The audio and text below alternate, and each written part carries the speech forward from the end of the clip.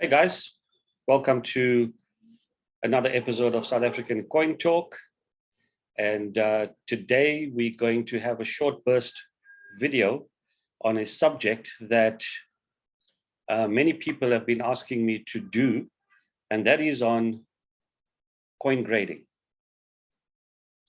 Now, when I say many people have asked me to do a video, the request was just to go over the basics of coin grading, to give an overview of what coin grading is and what to look for. And our intention is to do this in stages where we will have these short videos that will encompass coin grading. This first video that we are about to screen is an overview of grading. And one of the things that we need to take into consideration is that coin grading is far from easy, as it remains a very subjective area and a personal thing, where opinions vary. And there is no scientific or factual scale on which to base a grading. And if you want to confuse matters even more, you need to think about all the countries out there with its own language and the various ways they have to explain coin grades. Grading issues have caused disputes since the practice actually began, and will no doubt continue to do so in the future. Fortunately, there is some degree of professional consensus amongst coin collectors and dealers with regards to coin grading, but it still remains the most controversial, but yet the most important area of coin collecting. Often referred to as an art form by numismatists or coin collectors, coin grading requires a lot of attention and a keen eye for detail acquired by looking at not just one coin, but many coins over a number of years to gain this experience. And having amassed the necessary experience to grade accurately, numismatists tend to specialize in specific coin types or even eras, and each having different grading standards. Now, what does that mean? In the South African collecting series, we know that we have ZAR, we have George V, George VI, Elizabeth, and our own very decimal series. Now, learning how to grade coins yourself is possible, but it does take years of experience to conduct this task accurately and correctly. Now, before attempting to make any evaluation, it is important to understand the South African grading, the different tiers, and the condition. These are factors which influence the value of your coins. I was privileged about a week ago where I made contact with someone who does not reside in South Africa. He's now emigrated to New Zealand. And I personally consider him to be one of the best graders South Africa has ever produced. I'm reminded of a fact where I sent in a coin for grading, and I was expecting a grade of a high grade AU on that, but the grade came back as AU 50. Now, the person I'm talking about is none other than Graig Nicholls, and he worked for Gold Reef City under the wings of Glenn Skuman. He worked as the chief grader at Sangs, and he was also a part director. Now, let me get back to that 1893 shilling that I sent in for grading, and I probably wouldn't have disputed it had it been any other coin, for the simple reason the 1893 shilling in high grade is a valuable coin. And there is a huge difference between AU 50 and, let's say, AU 55 or AU 58. And I open my statement by saying that coin grading is a personal thing. It's very subjective. And when I got the coin back and I looked at it, I said, absolutely no way this coin is AU 50 based on the detail that I see. this coin is far superior. And we had a discussion. I sent the coin back. And lo and behold, when the coin was returned to me, it came back as AU50. The grade was not changed. And during a telephone conversation with Graig, I can clearly remember where we debated the coin, and he pointed out certain aspects of the coin that I had overlooked. And when I studied the coin more in depth, I realized my mistake. So you see, it's not what you see with the naked eye. It is a whole host of things that will determine whether the coin gets a higher grade or whether the coin gets a lower grade. Now, like I said, Craig Nicholls has kindly offered to do a short video, an overview of coin grading. And like I said, he does not reside in South Africa. He's done that all the way in New Zealand. He sent me the video. And we're going to present that video as part of our first series in coin grading. So I'm going to share my screen quickly with the video, and I hope you enjoy it.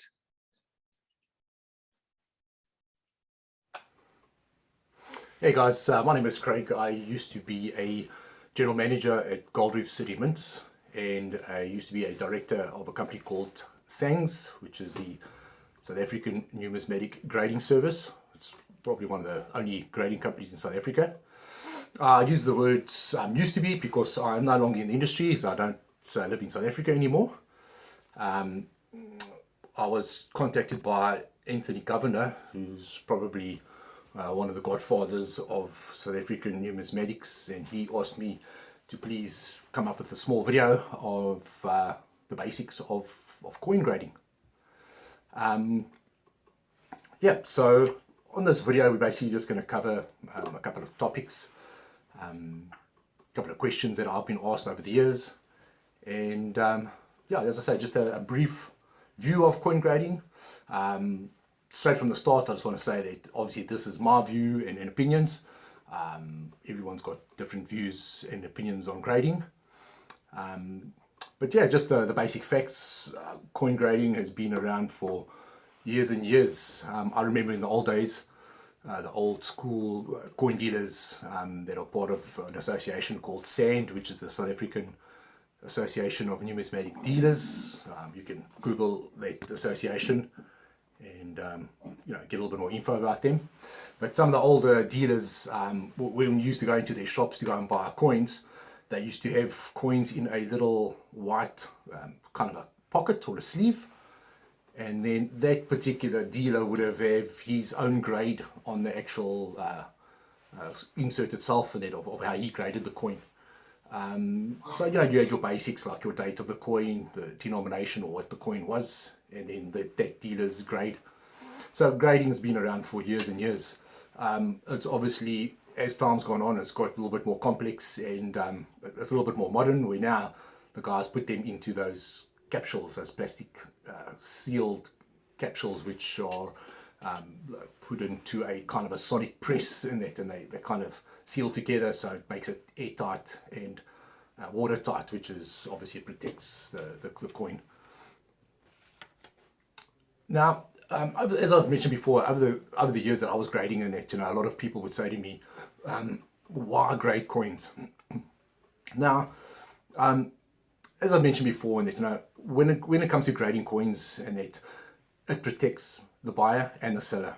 Okay, I say that because if I'm going to sell a coin, and the coin that I'm selling is graded, I'm able to take that grade and I can do a comparison in like one of the coin catalogs, like Brian Hearn from the coin shop. He comes out with a South African coin catalog virtually every year, and he's got the different grades and just a ballpark figure of a value. So if I'm selling the coin that's graded, I can take that to a dealer, part of the association, or I can effectively take it to Brian's book and just make a comparison to see what my coin is, just to give him a ballpark figure. That's as a seller. As a buyer, I'm protected by buying a graded coin because that coin has been it's been graded, it's been authenticated, that it's genuine. The last thing that you want to do is spend a lot of money on coins that you don't even know are genuine or not. That could be forgeries. That's why buying graded coins, for example, over the internet is very important, because I've made the mistake myself. You see a nice coin that someone's taken a picture of, it's a raw coin, it hasn't been graded. By the time you buy it, by the time you get the coin and you look it out, you'll notice there might be a scratch in there, or the coin's been cleaned, which we'll come to a little bit later. In a nutshell, you don't want to clean coins. But then effectively a coin that you think you've bought that's quality, as a raw coin, as I say, you get it, it's got flaw in it, and it's actually worth nothing, or except the metal value, if you're lucky. So therefore, grading coins protects the buyer and the seller. Just in a nutshell, when we were grading, well, it's probably the same process that the guys use today. We would be in a room where all the lights are switched off, it's completely dark. We would have a little spotlight on a table, and I would grade with a kind of a coin tray that's underneath me on a table, or a cloth. It's a little bit padded, you just got some protection. And the rooms that we use to grade in at Sangs are always got carpet, they're not tiled floors, which is very important when you're grading a high-end coin, and just say for argument's sake that coin drops out of from your hand.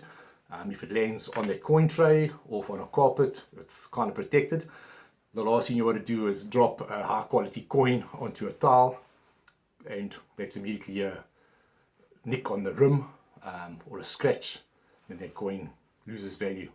Very important. Always a 10 times magnifier in a dark room under that spotlight. As I say, you're obviously bringing the coin up to your eye, and then you're checking it out through one of the 10 times magnifiers. Always, guys would grade with gloves on, always hanging the coin on the rim of the coin, never touching the surface of the coin and getting fingerprints on. That was very important. So that's the basics. Also, we would always have catalogs available for us. So I'll always have one of Brian Hearn's catalogs to refer to. Some of the other ones we would have is this forgery book that Eddie Levine bought out years ago, concentrating on like ZAR. And then also, of course, Frans Milan always brought out his book on, this is the history of the nickel coins of South Africa, which we also used to refer to. So having a good updated catalogue with you is also important when grading. Basic process, guys would come in to the office, coins would be written up in a coin grading book. So essentially there's 3 copies to that book. One stays as a hard copy. You as a customer get the other copy, and then the other one goes into the padded envelope with your coins. Now, always important to understand that coins are always graded as separate packs. So effectively, when that pack would come into a grader, he would take those coins out with the grade sheet. Your grading number on your sheet would be part of your label that shows the grade and the denomination of the coin, which is very important. So like as time goes on, for example, if you wanted to do a reference and you would phone Sangs or phone NGC or whatever the case may be, one of the grading companies, you would have your code that you can affix to your coin. So there's always a track record, which is important. Once again, all coins are graded as packs, individually. So we take one pack out, grade the coins, all those coins go back into that same padded envelope, gets locked away in the safe. No packs get graded together, so there's no chance of coins getting mixed up or anything like that. So yeah, that's just the basics. Then coming to actually grade a coin itself, for our purposes today, I've just got one of these normal uncirculated Kruger ends, silver Kruger end. So effectively, well, I'll get a coin. Very simply, I look at the rim of the coin, going around just checking for any forms of damage.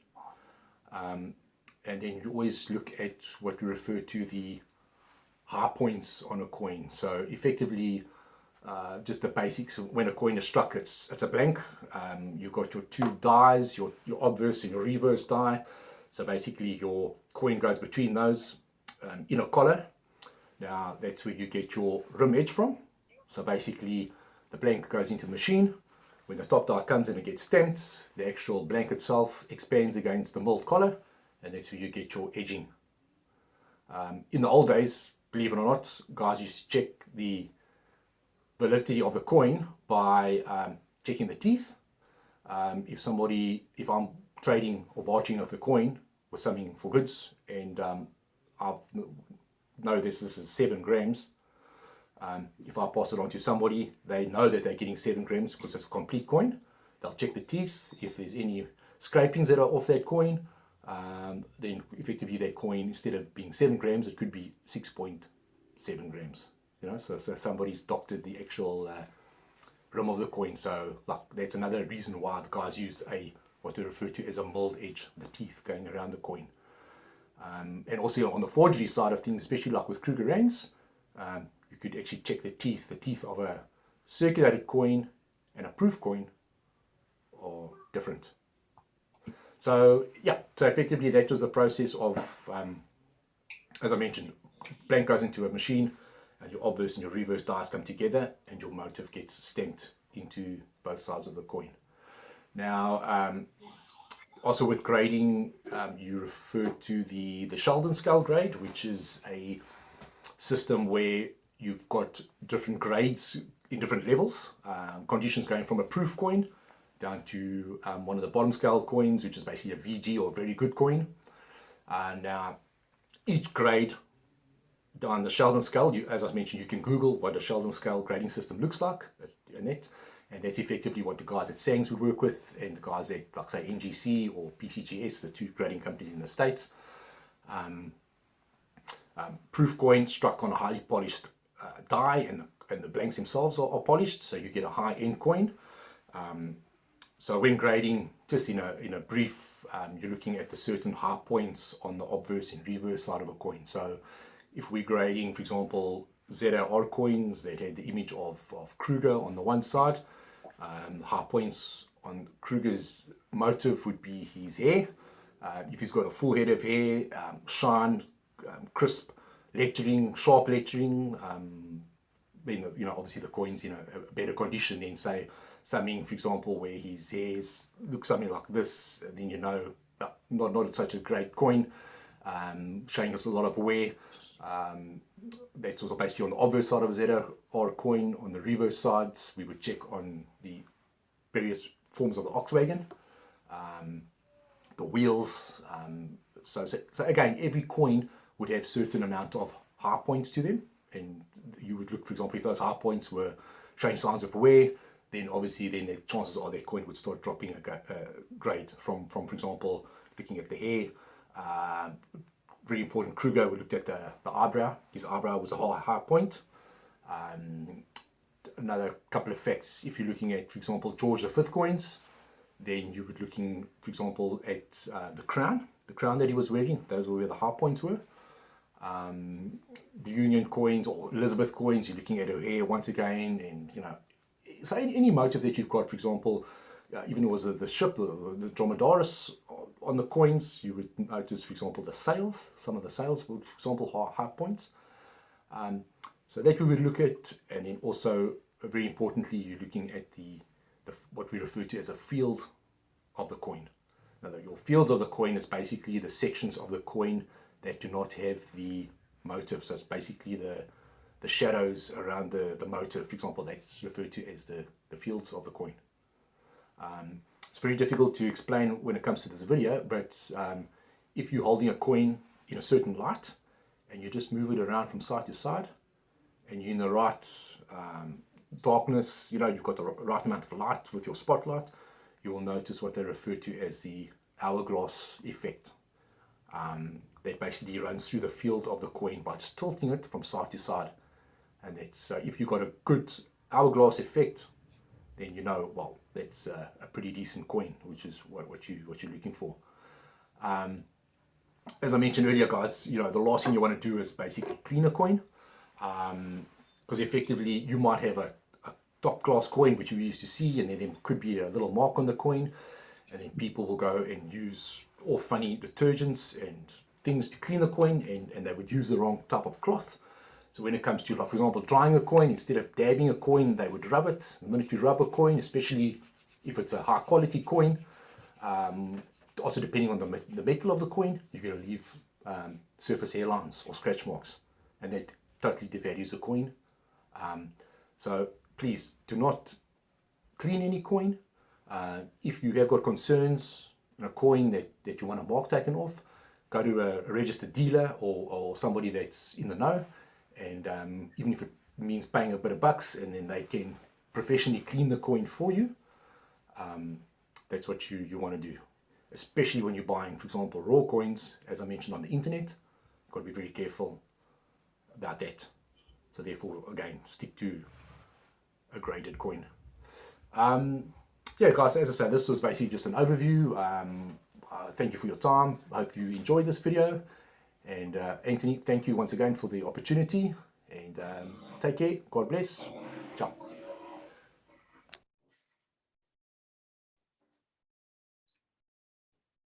Right, there you have it, guys. You asked and we produced. We've given you our first video on the overview of coin grading. And thank you once again to Graig Nicholls. And like I said, to me, he is probably the best grader that South Africa has ever produced. Just to round up, there's 5 key components that one needs to take into consideration to determine a coin's grade. Number 1 is the strike of a coin. Number 2 is the preservation of the coin. Number 3 is the luster. Number 4 is the color of the coin. And number 5, the attractiveness of the coin. These 5 major components will determine the end result of the coin grade. So once again, thank you for watching. Thank you for listening. We hope you enjoyed that. Make sure that you subscribe to the YouTube channel, South African Coin Talk, to be updated on any new content that we put onto that site. Once again, happy collecting, guys. Take care. Until next time. Goodbye.